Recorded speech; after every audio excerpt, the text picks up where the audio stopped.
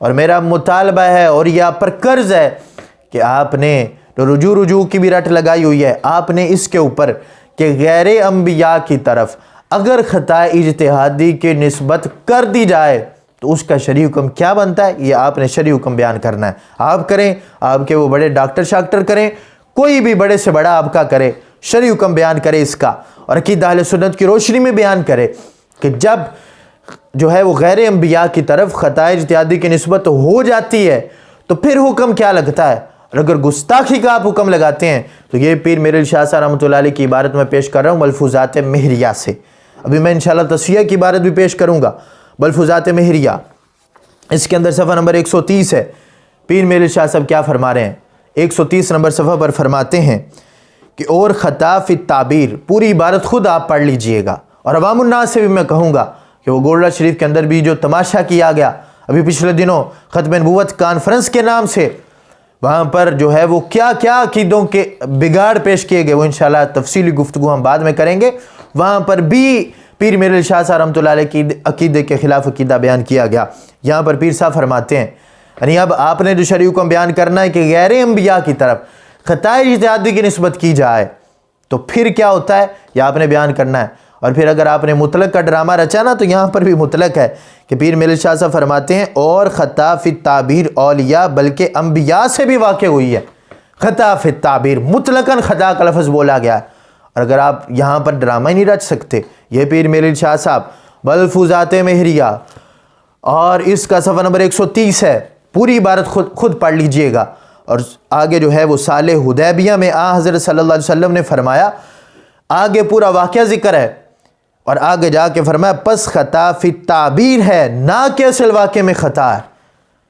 خطا فی التعبیر۔ تو یہاں پر تو امام الانبیاء رسول اللہ صلی اللہ علیہ وسلم کی طرف خطا کی نسبت کی، اور ہمارا یہ بالکل ماننا ہے کہ یہاں پر اجتہادی خطا مراد ہے، لیکن لفظ مطلق بولا گیا خطا، اور پیر میرے علی شاہ صاحب نے بولا، اور آپ نے کہا کہ ہم پیر میرے علی شاہ صاحب رحمۃ اللہ علیہ کی تمام کتابوں پر جو ہے وہ ایمان رکھتے ہیں اور انہوں نے بالکل صحیح لکھا ہے، تو یہاں پر کیا کرو گے؟ وہاں پر تو غیر انبیاء کی بات تھی، اور ان بڑوں کو بچانے کے آپ درپے ہو چکے ہیں کہ جنہوں نے یہ کہا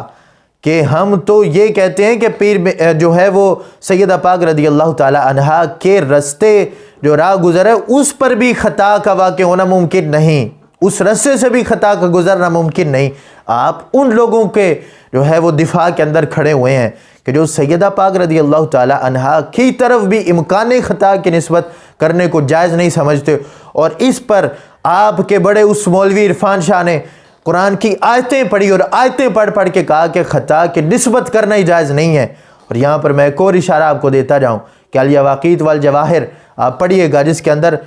جو ہیں وہ اکابر کے عقائد ذکر کیے گئے ہیں، کہ اس کے اندر انہوں نے باقاعدہ لکھا کہ محفوظ اور معصوم میں فرق کیا ہوتا ہے، لیکن آپ کے بڑے حضرت صاحب تو یہ کہتے ہیں کہ محفوظ اور معصوم اور محفوظ کے اندر فرق ہی کوئی نہیں ہوتا،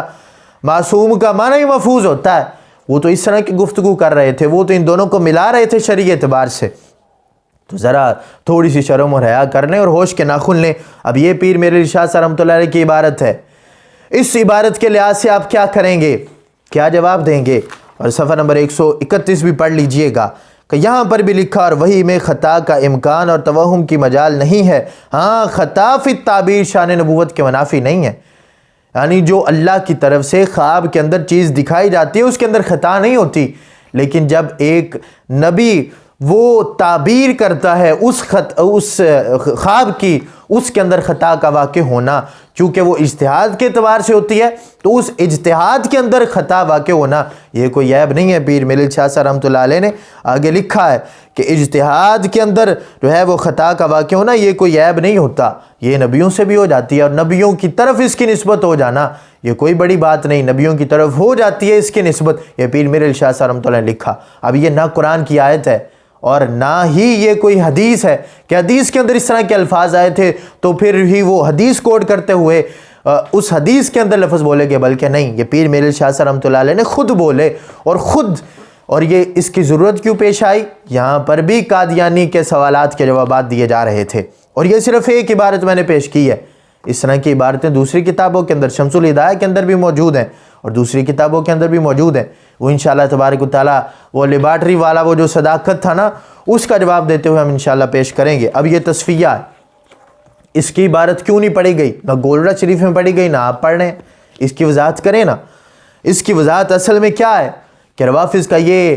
جو ہے وہ سوال ہے کہ سیدہ پاک رضی اللہ تعالی عنہا معصومہ ہیں، خطا ہو ہی نہیں سکتی، تو جب طلب کیا تو اس طلب کرنے میں بھی خطا نہیں تھی، تو لہٰذا معاذ اللہ ابوبکر صدیق ظالم اور غاصب ٹھہرے معاذ اللہ۔ یہ ان کا سوال ہے، اور اس سوال کے جواب میں پیر صاحب نے کیا فرمایا کہ آیت تطہیر کا ہرگز یہ مطلب نہیں کہ یہ پاک گروہ معصوم ہے اور ان سے خطا کا جو ہے وہ سرزد ہونا ناممکن ہے، بلکہ خطا ہو سکتی ہے، یہ پیر میل شاہ صاحب نے فرمایا۔ اور اسی کو قبلہ کنز العلماء نے یہاں پر وہ قاعدہ بیان کیا کہ جب واقعے کے اندر جو ہے وہ ماضی کے اندر ایک واقعہ ہو چکا ہوتا ہے تو اس وقت جب امکان بولا جاتا ہے تو وہ وقوع کو مستلزم ہوتا ہے، چونکہ وہ واقعہ ہو چکا ہے۔ جس طرح یہ کہا گیا کہ یہاں پر تو امکان خطا، ممکن ہی نہیں تھا کہ وہ خطا ہو سکتی، جب ممکن ہی نہیں تھا تو وہ خطا تھی ہی نہیں، بلکہ جب مطالبہ کیا گیا تھا تو ٹھیک مطالبہ کیا گیا تھا۔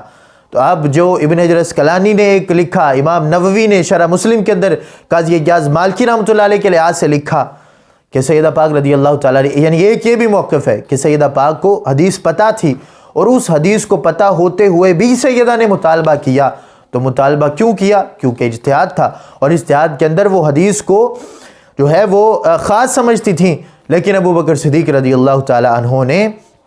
جب اس حدیث کا مطلب سمجھا دیا کہ یہ حدیث بالکل عام ہے، تو اس وقت سیدہ پاک رضی اللہ تعالی عنہ نے رجوع کر لیا۔ بس اتنے سے لمحے کے لحاظ سے وہ خطا اجتہادی کا لفظ بولے گئے جس پر تم نے وویلا کھڑا کیا ہوا ہے، تو لہٰذا یہ ساری ابھی کی وضاحت ہے، ان کے جواب تم پہ قرض ہیں۔ ایک تو یہ سوال کا جواب تم نے دینا ہے کہ کیا جو ہے وہ فتوے کے اندر یہ جو فتویٰ بریلی شریف ہے، کیا اس کے اندر 21ویں نمبر شک پر ہی تمہیں اعتراض ہے، باقی صحیح لگیں؟ اس پر بھی آپ نہیں آ رہے۔ پھر ہم نے عبارت کے لحاظ سے کہا، عبارت کی تشریح بھی آپ نے نہیں کی، تو اب آپ کو کرنی پڑے گی تصفیہ کی عبارت کی تشریح، آپ کو کرنی پڑے گی، آپ لفظ بول کے کریں گے تشریح جو اس کے اندر ہیں۔ پھر ملفوظات مہریہ سے جو میں نے آج عبارت پیش کی ہے اس کے لحاظ سے آپ نے حکم بیان کرنا ہے کہ غیر انبیاء کی طرف خطا اجتہادی کی نسبت کر دی جائے، تو پھر اس کا کیا مطلب ہوتا ہے؟ تو اگر تو آپ گستاخ کہیں گے تو پھر معاذ اللہ پیر میرل شاہ صاحب پر وہ گستاخی کا الزام آئے گا اور باقی اکابر پر بھی آئے گا۔ لیکن سوال کے جوابات بالکل قرض ہیں آپ پر، آپ نے سوال کے جوابات ضرور دینے ہیں، وہ چھوٹا دے آپ کا یا کوئی بڑا دے۔